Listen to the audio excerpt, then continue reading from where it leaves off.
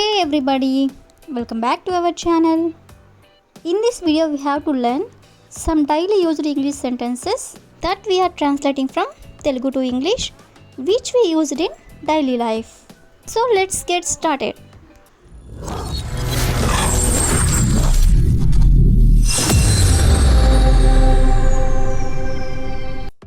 Before going to the topic, if you like this video, please like and share to your friends and family members, and also don't forget to subscribe my channel. Okay, coming to the topic. ఈరోజు వీడియోలో మనం కారణం లేకుండా అంటే for no reason so ఈ వర్డ్ని use చేసుకొని కొన్ని example sentences అనేవి చూద్దాం. సో ఫస్ట్ వన్ ఈజ్ కారణం లేకుండా ఎందుకు ఏడుస్తున్నావు. సో దీన్ని మనం ఇంగ్లీష్లో why are you crying for no reason. Why are you crying అంటే ఎందుకు ఏడుస్తున్నావు. ఫర్ నో రీజన్ అంటే కారణం లేకుండా. నెక్స్ట్ వన్ ఈస్ కారణం లేకుండా అతడు అక్కడికి ఎందుకు వెళ్ళాడు. కారణం లేకుండా అతడు అక్కడికి ఎందుకు వెళ్ళాడు. సో దీన్ని మనం ఇంగ్లీష్లో why is he going there for no reason. Why is he going there అంటే అతను అక్కడికి ఎందుకు వెళ్ళాడు. ఫర్ నో రీజన్ అంటే కారణం లేకుండా. నెక్స్ట్ వన్ ఈస్ కారణం లేకుండా ఆమె వాళ్ళకి డబ్బులు ఎందుకు ఇస్తుంది. కారణం లేకుండా ఆమె వాళ్ళకి డబ్బులు ఎందుకు ఇస్తుంది. సో దీన్ని మనం ఇంగ్లీష్లో why is she giving them money for no reason. Why is she giving them money for no reason అంటే కారణం లేకుండా ఆమె ఎందుకు వాళ్ళకి డబ్బులు ఇస్తుంది అని. నెక్స్ట్ వన్ ఈజ్ కారణం లేకుండా వాళ్ళు ఎందుకు అరుస్తున్నారు. కారణం లేకుండా వాళ్ళు ఎందుకు అరుస్తున్నారు. సో దీన్ని మనం ఇంగ్లీష్లో why are they shouting for no reason. Why are they shouting అంటే వాళ్ళు ఎందుకు అరుస్తున్నారు. ఫర్ నో రీజన్ అంటే కారణం లేకుండా.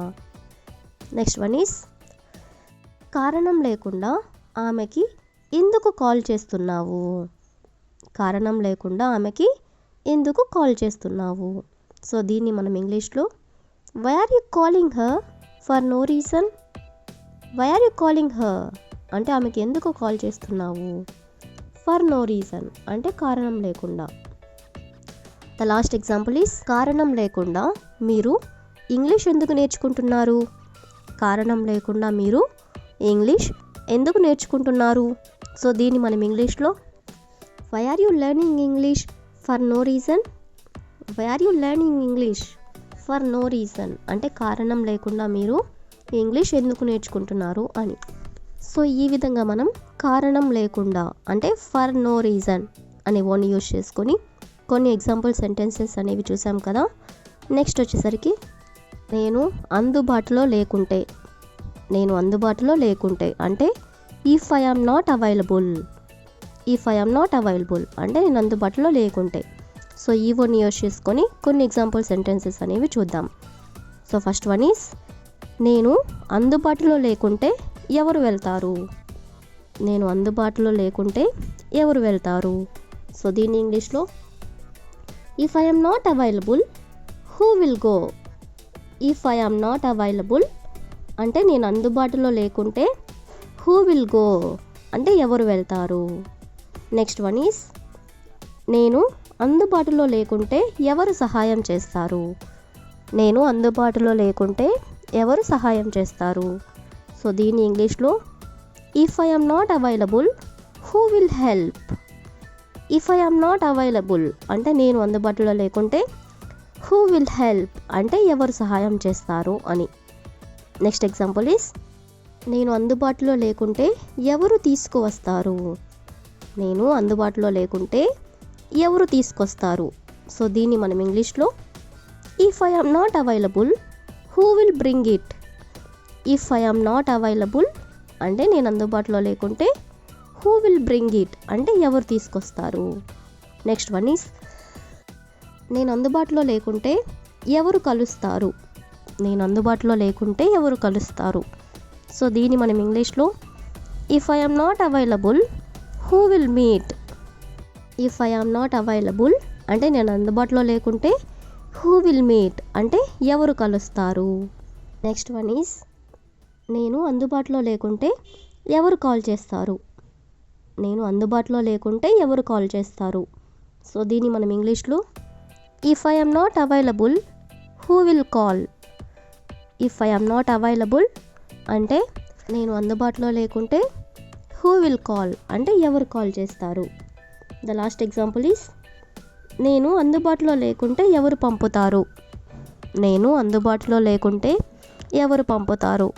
సో దీని ఇంగ్లీష్లో if I am not available who will send. If I am not available అంటే నేను అందుబాటులో లేకుంటే హూ విల్ సెండ్ అంటే ఎవరు పంపుతారు. సో ఈ విధంగా మనం నేను అందుబాటులో లేకుంటే అంటే if I am not available అనే వర్డ్ని యూజ్ చేసుకొని కొన్ని ఎగ్జాంపుల్స్ అనేవి చూసాం కదా.